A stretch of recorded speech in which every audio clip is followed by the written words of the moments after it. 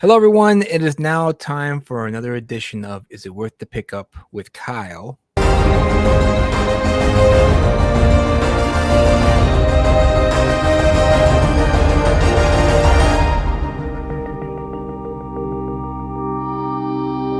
Otherwise known as Comic Book Kyle. Yeah. And for those of you who are new to the show, this segment is pretty much a segment where Kyle goes to the comic shop every Wednesday. He never misses it.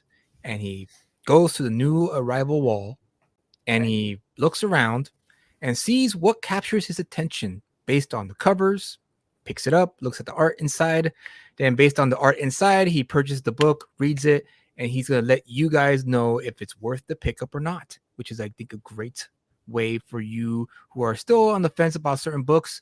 Hopefully, will get you to go and check out the book or completely bypass it altogether. So, with that said, Kyle, please, what book are you going to review this week?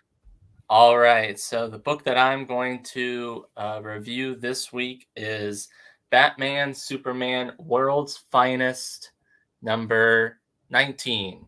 Oh, And so the reason why I picked up this book, the main reason why, is because it had an alternate art cover of Nicolas Cage as ah, Superman.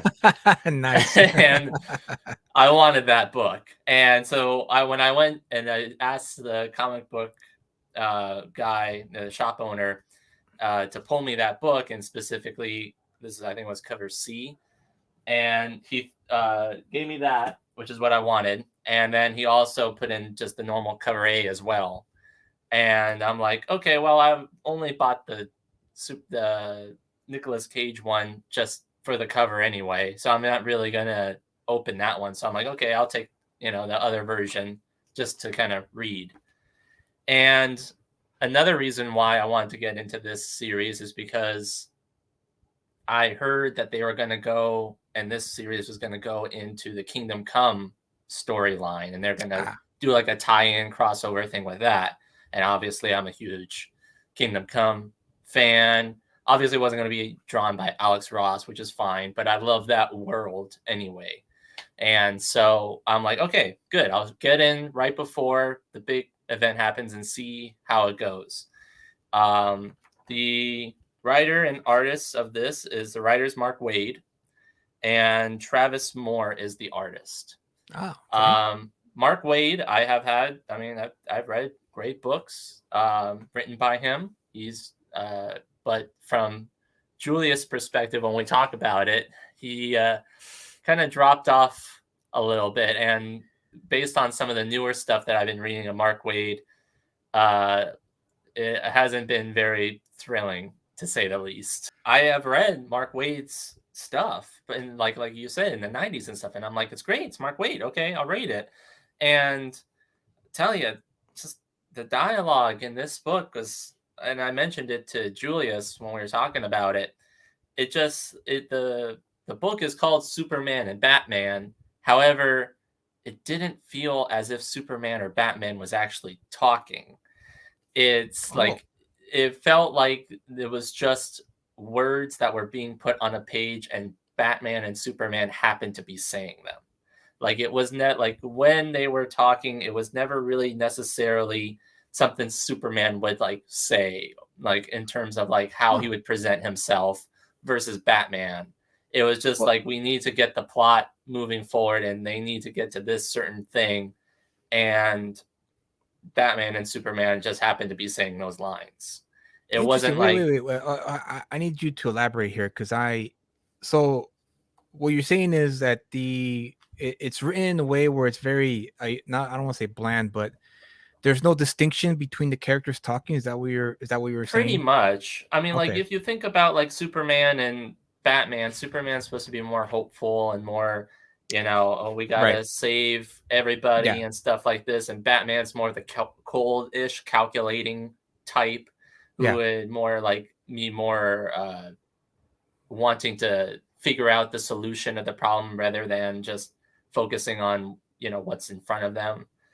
And it just seems that it was just sort of bland dialogue of just like, okay, well, we got to fight this supervillain who was some Kryptonian. I have no idea who he was. I guess he was from the Phantom Zone, and the main plot revolves around people being abducted in the Phantom Zone, and then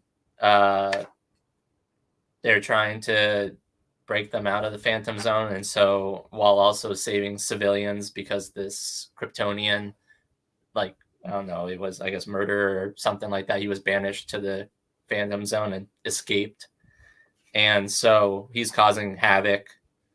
But Superman and Batman just kind of don't really do much, I'd say. They go and they like track him to Superman's lair, and then from what I could tell, it just seems like it was like a bunch of nostalgia bait, because they had Batman go into Superman's like archive room to get stuff, and so they kind of just threw in, I assume, things that relate to Superman. I haven't read a whole lot of Superman stuff, so I'm sure there's like Easter eggs in there based off Superman, but they basically just end up getting the Kryptonian guy. I forgot even what his name was. What issue is this again? This is number 19, and I think it's part of a. Okay, it's part 2. Phantom Riddles. Okay, so I might be missing something just because it's a part 2. Could be that. Yeah. So you have not read issues 1 through 18, and I take it. I have not. No, this is the first of the World's Finest. Was there a blurb in the beginning of the book? You know, that kind of recap blurb in the beginning of the book? No. It just says that they're just in the middle of the fight. It just starts off with Superman and the Kryptonian in the middle of the fight. Oh, wow. And Batman's in the Phantom Zone. Wow. Once again, my old self coming out. Back in my day, there used to be, you know, blurbs in the beginning of every issue in case, you know, you came in like yourself, issue 19. You have no idea what's going on. You have no context. No. And there will be like a one little paragraph blurb as to, you know, what happened before. So that way, if you're a new reader, you will have context, at least a small context of what's going on, so you can have an understanding, and you can follow what the story is what's going on in the story. But the fact that they don't have it here is, whoa, it's kind of, I don't want to say concerning, but I would say lazy. That's what I would say. Very lazy on the editorial part in that instance. But nevertheless, so it sounds to me that Mr. Wade pretty much just like it sounds like he just wrote, almost like phoned it in, sounds like.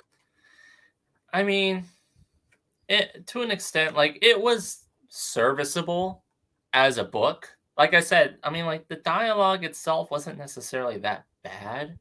Mm-hmm. It didn't feel as like Batman and Superman, though. It just felt a little generic. Ah, okay. And how's the artwork, by the way? Artwork's fine. I'm not complaining about the art too much. It's a little, I mean, cartoony, but there are some good action shots. There's some like good pages of like explosions and stuff like that. So at least it's somewhat entertaining. I'd say it's just very mid at best. Mm. And then like the whole thing, and you know, this is, you know, Riddler part 2. It says Phantom Riddles Part 2, and Riddler's on the cover, but Riddler doesn't even show up in this until the very last page for 4 panels. And wow. That's it. Okay. So, is it worth the pickup? I'd say no, it's not worth the pickup. I don't feel like it's a good jumping on point, but that's also probably because I didn't read part 1. However, right. I feel if I did read part 1, I still probably wouldn't have cared that much. I'm hesitant to see what they'll do with the Kingdom Come storyline. I have that book.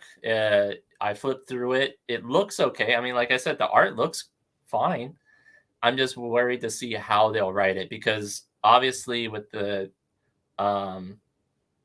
Kingdom Come storyline, Superman in that, it has a very distinct way of how he perceives the world. So I'm wondering how that will translate from that universe into this. Well, there you have it, ladies and gentlemen. Is it worth the pickup? The answer, no, it's not. So, World's Finest, issue 19, right? 19. Now, issue if you want to 19, just written by Mark Waid, drawn by, who's the name of the artist again? Moore or more, yeah, it's Travis Moore. Travis Moore, published by DC Comics. Not worth the pickup. If you want the cover of just Nicolas Cage, I say just get it for that. Well, if it's worth that, then it's worth that. Which is kind of interesting, that the fact that even though they have Nicolas Cage on that cover, he doesn't show up in the issue. Then I take it. No. What a waste.